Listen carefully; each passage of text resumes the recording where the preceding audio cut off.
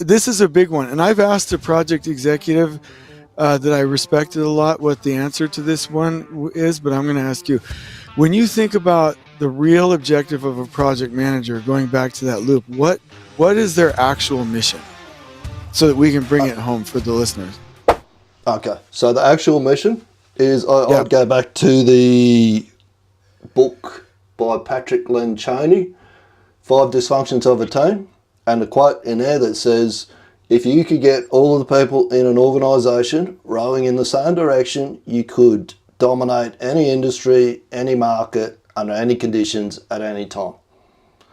If you could get everyone, the PM's job is to get everyone headed in the same direction. If he could do that, you'll build any project under any circumstances, ever gets thrown at you at any time. That's my opinion. In my opinion, that is his number one job. I love that, and kudos to you for pronouncing his name right. I always get that wrong.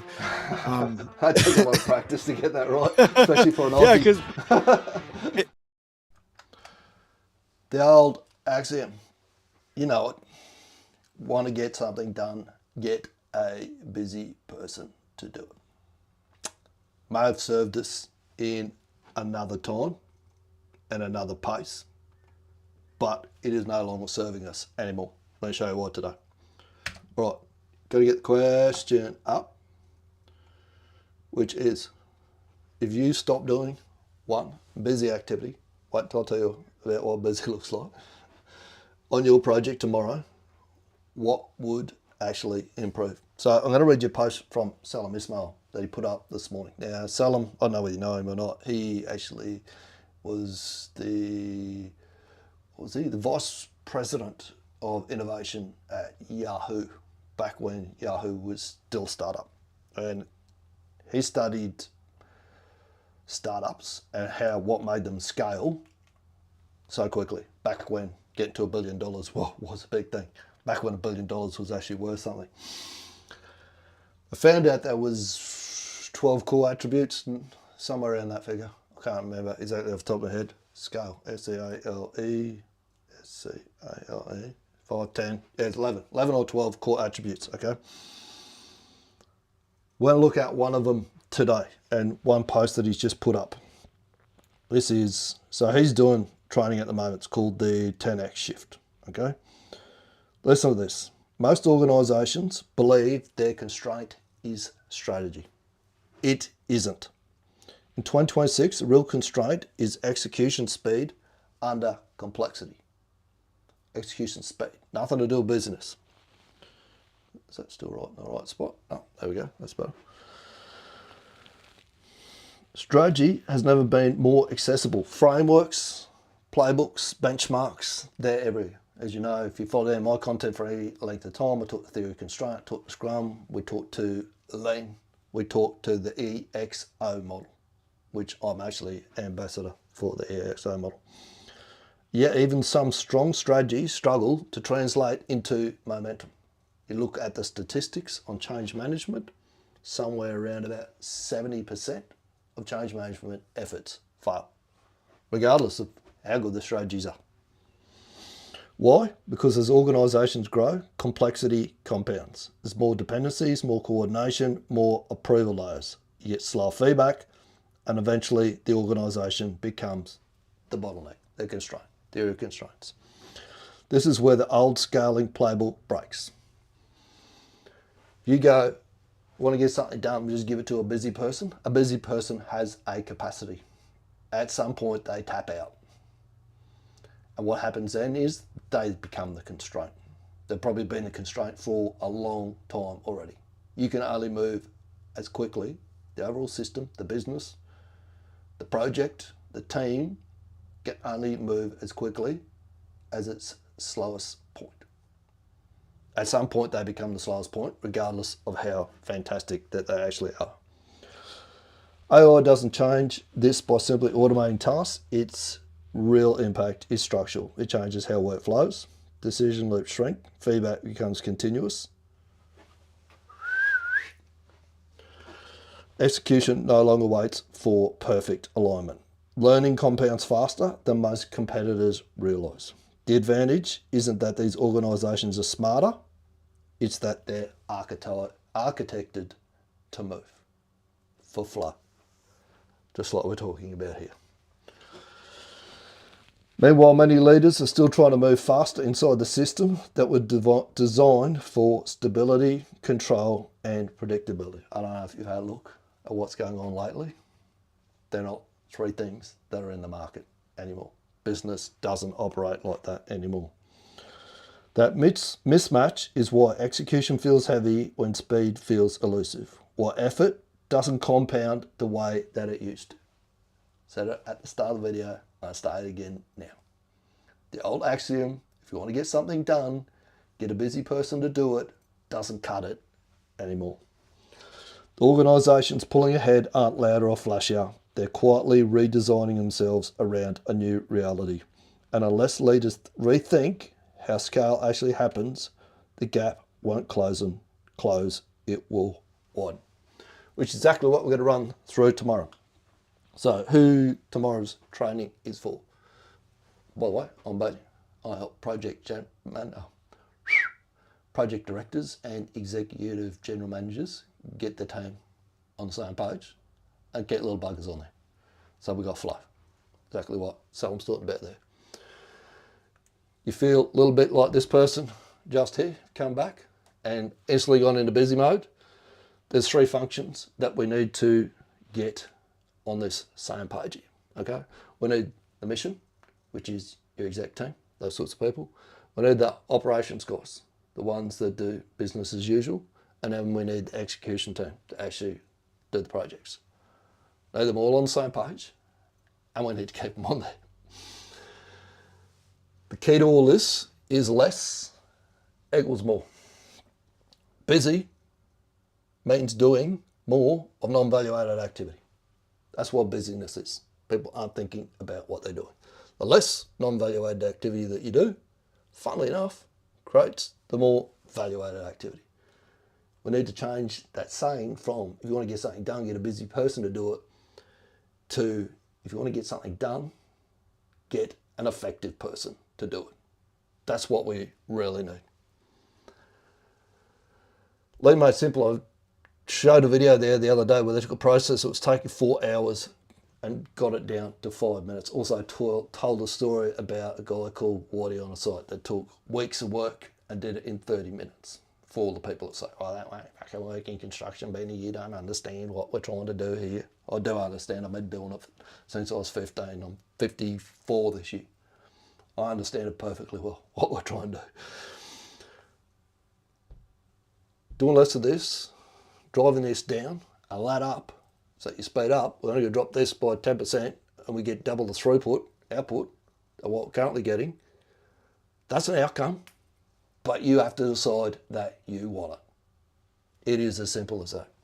We're going to have a look at why our team stays stuck down here in chaos and choosing their own adventure, and how to move them up this corner up here so they're all on the same page and they execute what Christian Bukosis calls flawlessly.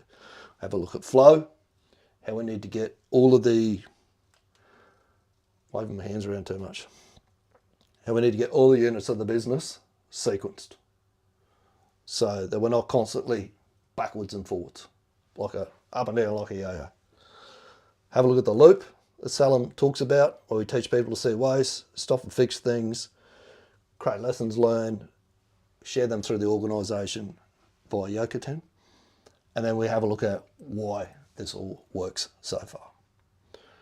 The real value, and this is something you should put up in your office as well, my value is in the outcome that'll make inevitable. The outcomes, that will reduce. You work with me, you follow what I say, that will happen. That's inevitable. Will happen. I know, because I've done it over and over again. You got to give it the time for it to actually kick in. That'll make that. My value is in the outcome that I make, inevitable, not in the effort. Busyness, I focus mine up here, so I don't need to do anywhere near as much as what other people do. I demonstrate. All right, that sounds like you. You want to jump on that training tomorrow, just message me the words Friday invite. Friday live invite down below. So, I ask that question again. if you stop doing one busy activity on your project tomorrow, what would actually improve? One thing, think about it from the hierarchy of control. Remember what we did with the safety? Start at the top, eliminate. Eliminate, I've actually changed it and call it the bullshit eliminate process. So can we eliminate it? No, can't eliminate it. Can we automate it? Can we create an AI? Can we create a workflow?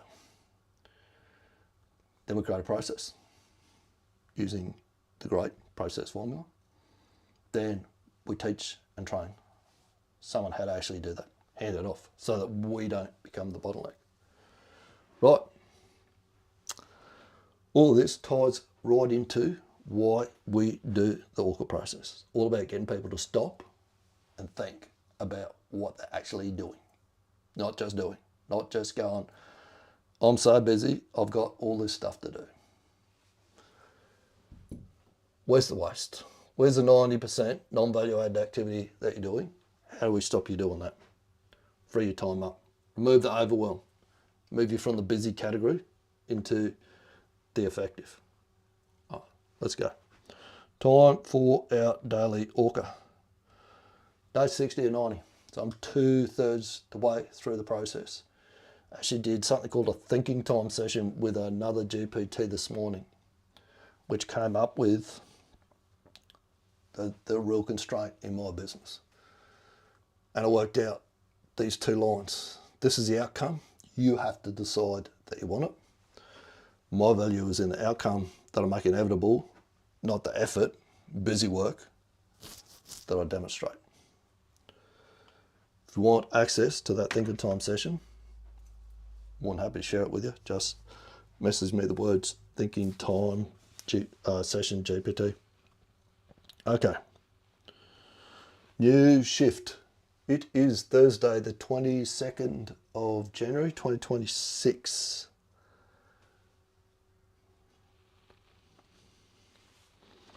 Trying to think what the next bit of the prompt was. He'll ask me anyway. So, home ORCA.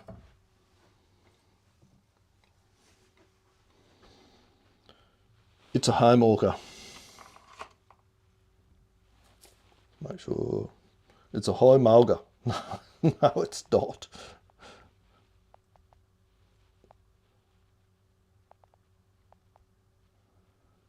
It's a home ORCA.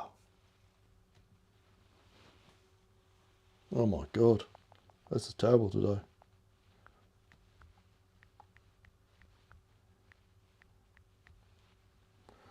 ChatGPT's too many beers last night. I know it's Thirsty Thursday today. I'm headed down to my favourite spot, Black Flag, couple of schooners this afternoon. Did the daily live happen? It's in progress right now.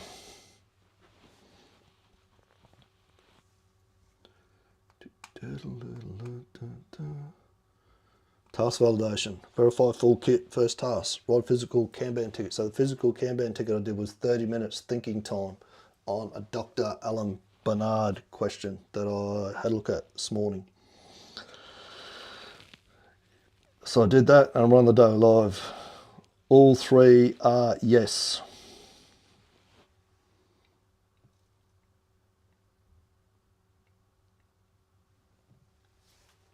Objective today. State 1 objective. Remind. The objective today was to do this live and to prime everyone for the Friday invite session, training session that we're going to do tomorrow.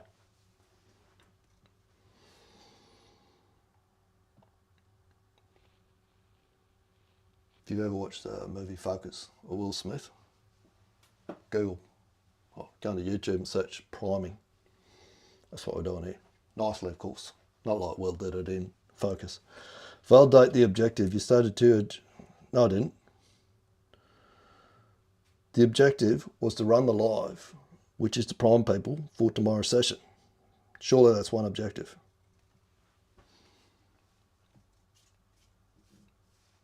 See what he says. See what the bot says. Understood, you got it right once it's framed correctly. This is the one objective because the second clause explains the purpose, not the second outcome. Results. Yes, it is achieved.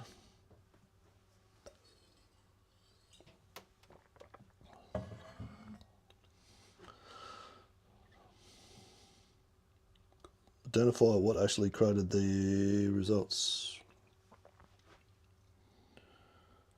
This morning I did a thinking time session with my GPT wingman.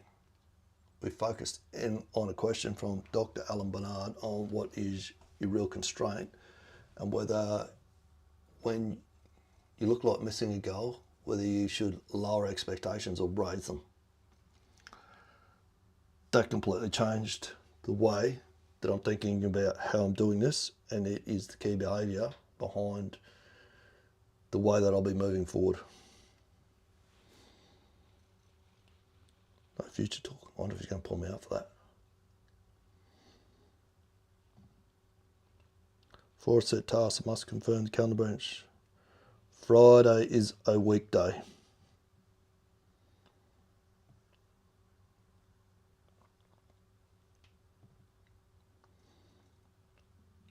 $61 and $93 must do tasks. Verify full kit first. Binary, write physical Kanban ticket. Run a daily live. Daily execution index. 3 from 3.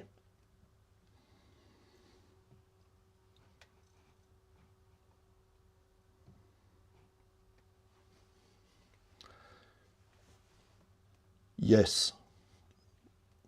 Run the daily reflection loop today.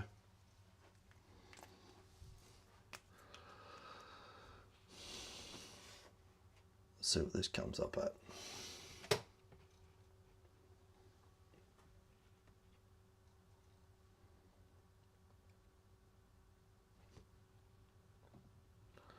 Two to 5 minutes. One behaviour that is now automatic.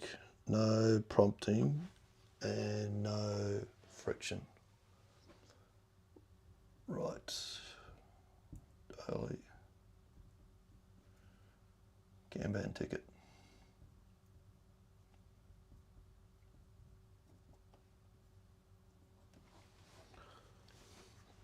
One decision today that shifted your thinking materially.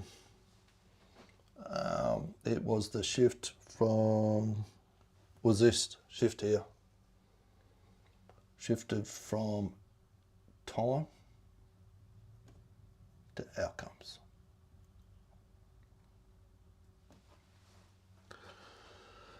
One constraint you can now see clearly. The constraint was my thinking.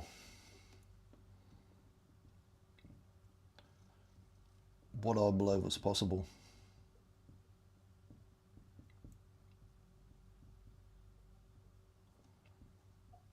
Constraint was also that I was ready to lower the expectation on the goal.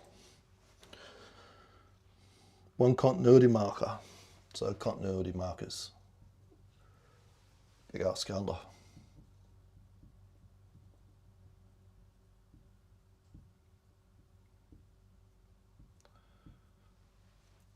So I'll write a daily Kanban ticket. My thinking switched from time to outcome. My thinking, what I believe was possible, was actually the real constraint, not anything else. All the other stories that I told myself. And a big ass calendar was done. Reflection loop complete. Let's take a photo of it.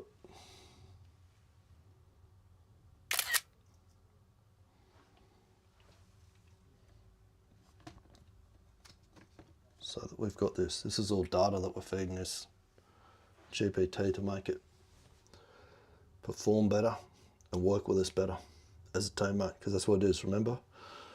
What's locked? Observe, not coach. Flow. Force is now visually anchored. Single driven action arrows, no churn. Daily Kanban, big ass calendar, time blocks is a closed loop, not a checklist.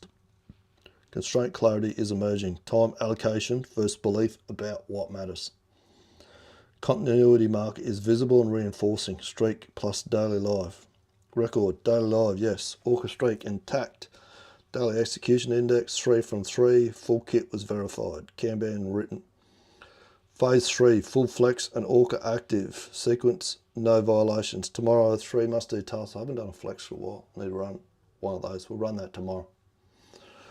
3 must-do tasks for Friday. Verify full kit, first task. Write a physical Kanban ticket before starting execution. So that'll be 50 minutes prep for tomorrow's live. Run a daily live. The reason why I do it in 50 minutes is 50 minutes is a really good time to focus for what works particularly well for me. So focus for 50, 20-minute break, another 50, 20-minute break, another 50. There's only about, I'm reading a book called Intentional at the moment. So you've got about 4 really good hours during the day to focus. Everyone thinks that they can work for hours and hours, and I work 16 hours and 18 days straight and never stop for a piss or a pie or nothing. Bullshit. All you're doing is burning the battery down, and you get slower and slower, and you're creating more and more of this. Busyness needs to stop. We need effectiveness. All right, that's it. Take it, use it. Make it a great week. Answer that question below. If you stop doing one busy activity on your project tomorrow, what would actually improve? Speak soon. In today's world, incremental gains alone aren't going to cut it. Most teams are anchored to what they think is realistic. So they aim for a 10% gain and they call that ambitious. But as Joe Polish is famous for saying, if you want to make a breakthrough, sometimes you got to break some things. The first thing you need to break is what your team's anchored to, then find your real constraint and work out what moves the needle. If you want to see how I do that in the Unbox workshop, then here's a sneak peek.